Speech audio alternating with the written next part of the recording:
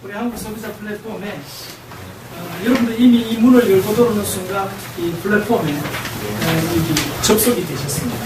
그래서 앞으로의 어떤 경제는 접속자의 경제와 비접속자의 경제로 이제는 경제가 대분되는 시대로 이미 접어들었습니다.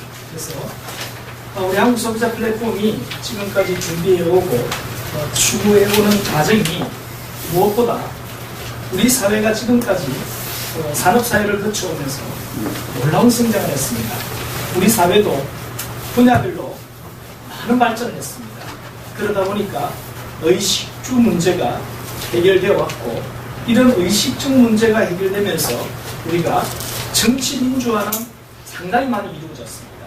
그런데 진정한 우리가 선진 국민이 되고 선진 국가가 되려고 그러면 우리가 이러한 먹거리와 나눔거리에 대한 이 의식주에 대한 경제 민주화가 같이 뒤따라올 때 균형된 국가가 될 수 있고 균형된 사회가 성립될 수 있습니다. 그래서 오늘날 정말 우리 대한민국이 잘 사는 나라가 된 것은 사실입니다. 하지만 진정한 의미에서 이 백성이 국민이 주인이 되고 또 진정한 의미에서의 민주주의 국가가 되기 위해서는 반드시 뒤따라와야 될 부분 중에 하나가 경제 독점주의가 아니라 경제 민주주의가 되어야 됩니다.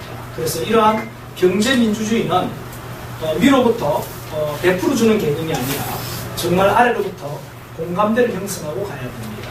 그래서 우리 국민들은 일반적으로 선거철에만 정치에 대한민국 헌법 제1조 1조에 나와 있듯이 대한민국은 민주공화국이고 대한민국의 모든 권력은 국민으로부터 나온다는 이야기가 선거 당일날 선거장에 갔으면 그것이 구현되지, 선거장을 찍고 나오는 순간 그것이 현실적으로 실현되는 예는 지금까지 보지 못했습니다. 그래서 우리는 지금으로부터 우리 정말 선진국민이 되고 또 선진국가가 되기 위해서는 밑으로부터의 평범한 우리 국민들의 의한 캠페인들이 진행이 되어야 된다고 생각합니다. 그래서 우리 한국 소비자 플랫폼은 나눔과 공유의 경제, 서로가 대립과 할등이 아니라 상생의 경제를 어떻게 하면 같이 이 플랫폼을 제공해 줄 수 있을 것인가. 이것이 혼자의 힘으로는 될 수가 없습니다. 또 하나의 사회단체의 캠페인으로만 될 수는 없습니다. 이것은 하나의 거대한 시대적인 감동으로 담아내어서 이것을 플랫폼으로 이것을 구축해내야 돼요. 그래서 지금까지 플랫폼 경제와 터미널 경제가 저는 있다고 생각합니다. 지금 터미널 경제는 대기업이 지금까지 제공해 주었고 또 기존의 기득권 어떤 이 경제권에서 제공해주는 최종 소비자를 위해서 제공해주는 하나의 어떤 경제구 툴이고 구조입니다. 그래서 예컨대 우리가 백화점을 하나 설립을 해놨다. 백화점에서 세일한다 그러면요, 백화점 세일에서 돈 버는 사람이 누구겠습니까? 백화점에 반값 세일로 세일해서 물건을 사오는 사람들이 돈을 벌겠습니까? 반값 세일을 해서 파는 백화점이 돈을 벌겠습니까? 그런데 대부분의 우리 일반 분들은 착각을 합니다. 이거 신상이 나왔는데 이 신상을 백화점에서 세일 기간에 이것을 반값에 파느라 50%나 세일하느라 정말 감동받습니다. 감동받고 가서 호주머니 탈탈 들고 빚내서 카드를 가지고 빚을 몇 개월치를 빚을 지고 오면서 허무한 마음을 가집니다. 내가 지금 세일 받았다. 그렇지만 중요한 사실은 그 경제의 흐름은 그 백화점의 소유주에게 돌아간다는 사실입니다. 백화점 점원에게 돌아가는 것도 아닙니다. 점주에게 돌아가는 것도 아니고 그것은 백화점의 오너에게 들어갈 수밖에 없는 그런 구조를 저는 이것을 한국 소비자 플랫폼에서는 터미널 경제라고 저는 정의를 내리고 싶습니다. 그래서 터미널은 이것은 복합도 되지 않고 환승도 되지 않고 더더욱이나 이것은 융합도 될 수 없는 그런 하나의 1인 어떤 한 주체가 독점하고 있는 그런 시스템입니다. 그래서 그 시스템은 최종 소비자들이 갈 거냐 안 갈 거냐 이것만 선택할 수 있지 최종 소비자는 그것을 통해서 경제활동을 할 수가 없습니다. 백화점에서 여러분들이 세일하는 데서 돈 벌어본 적이 있습니까?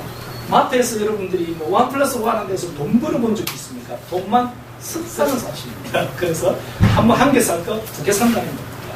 그래서 이제는 이러한 터미널 경제를 벗어나서 우리 한국 소비자 플랫폼은 소비자가 주인이 되었어.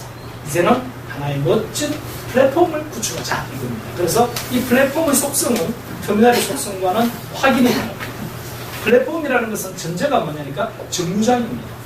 정류장이기 때문에 이 정류장에서는 제가 가고자 하는 곳에 환승을 할 수 있습니다. 그리고 제가 가고자 하는 어떤 이 내용을 여기서 복합을 할 수 있습니다. 내가 필요한 내용을 여기서 융합을 시켜낼 수 있습니다. 그래서 이제는 융복합 환승 플랫폼을 누군가가 만들어야 되겠는데 그 누군가가 누구냐니까 바로 한국소비자 플랫폼이 그 누군가의 주체가 되어드리겠다. 그래서 이제는 우리 한국소비자 플랫폼이 그 나눔과 공유라는 하나의 거대한 시대적 담론을 가지고 지금까지 지극히 양극화되어 있고 지극히 중산층이 대금 올라가고 있고 대한민국이 OECD 국가 중에서 중산층의 폭이 가장 넓은 나라입니다. 그 말은 대한민국 1인당 월 세대수입니다. 1인당이 아닙니다. 한 세대의 월 소득이 175만 원부터 대한민국은 약 월 1세대 한 세대의 소득이 520만 원까지 1인이 소득이 아니라 한 세대가 벌어들이는 월 소득이 175만 원부터 520만 원까지의 소득자를 우리나라는 중산층이라고 분류합니다. 이런 분류는요, 전 세계에서 OECD 국가 중에서 어떻게 한 세대원들이 벌어들이는 가장이 벌어들이고 거기에 또 이 경제보조적으로 아르바이트 해가면서 아이들까지 아르바이트까지 해서 벌어들이는 그 돈이 어떻게 한 세대 구성원이 벌어들이는 돈이 세대 소득이 월 175만 원이 어떻게 중산층이라고 분류될 수 있느냐 이 말이에요. 그 말은 한마디로 말하면 중산층이 붕괴되었다는 뜻입니다. 한마디로 말하면 중산층이 개념이 없다는 뜻이에요.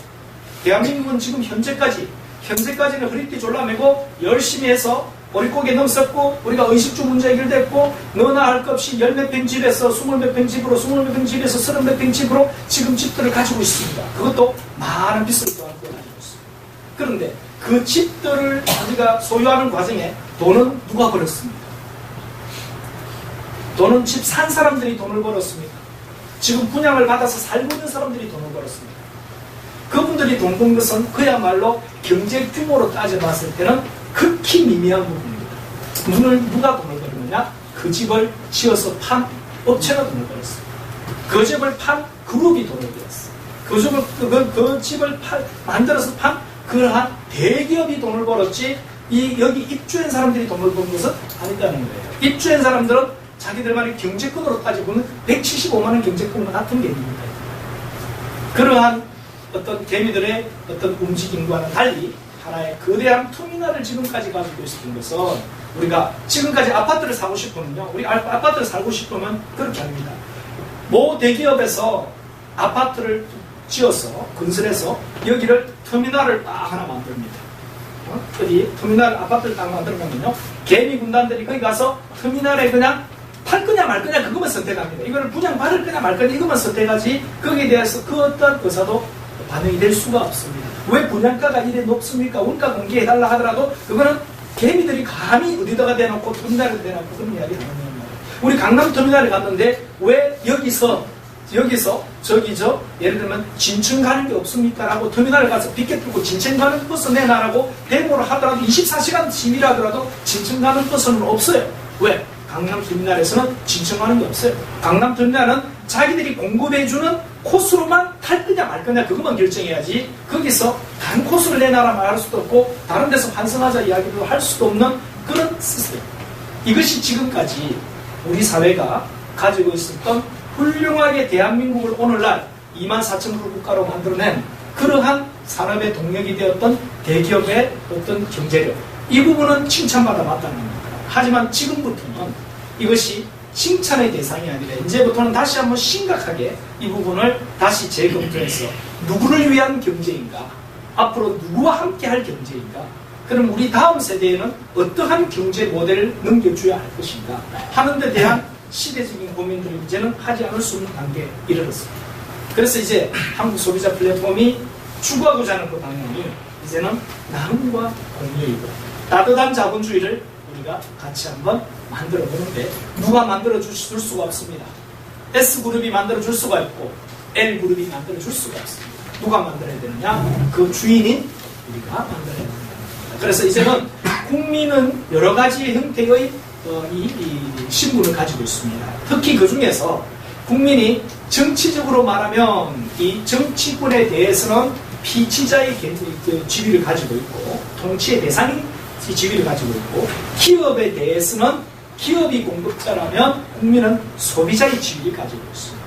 이제는 기업이 일방적으로 제공했던 그런 경제적인 시스템에서 이제는 그 대상인 국민이 소비자의 지위로서 이제는 건전한 소비자 운동을 할 때가 되었답니다. 이제는 그 건전한 소비자 운동이 소극적으로 피해에 대한 구제라든지 소비자 보호 측면에서 가는 그러한 피해의식으로부터 나오는 소극적인 운동이 아니라 이제는 적극적인 소비자가 경제에 적극적으로 참여할 수 있는 그런 소비자 운동으로 이제는 확대되어야 하고, 그렇게 돼야 될 때가 이미 시대적으로 요청을 받고 있습니다. 그래서 그 시대적 요청에서 나온 것이 바로 우리 한국소비자 플랫폼의 활동이고 운동입니다. 그래서 이것은 하나의 캠페인이고, 이것은 하나의 이념과 종교와 어떤 생각과 이 철학을 가지고 이것을 편가르게 하는 것은 아닙니다. 우리 사회에 더더욱이나 분열을 조장하기 위해서 이렇게 만든 것은 아닙니다. 우리 사회를 보다 더 한 단계 더 진일보된 통합의 사회로 만들어내고, 진일보된 서로의 어떤 이 살기 좋은 나라를 만들자는 그런 사회를 만들자고 하는 그러한 좋고도 건전한 의도에서 이렇게 모여서 같이 고민하고 같이 나누고, 재능이 있다면 내어놓고 돈이 있다면 여기에 기부를 하고, 또 더 나아가서 재능도 없고 돈도 없지만 몸으로 참여를 하고, 이렇게 해서 우리가 이런 것들을 통해서 우리 사회를 보다 더 진일보시키고자는 그 운동에 여러분들이 이렇게 같이 참여해 주고 계셔서 대단히 감사드립니다.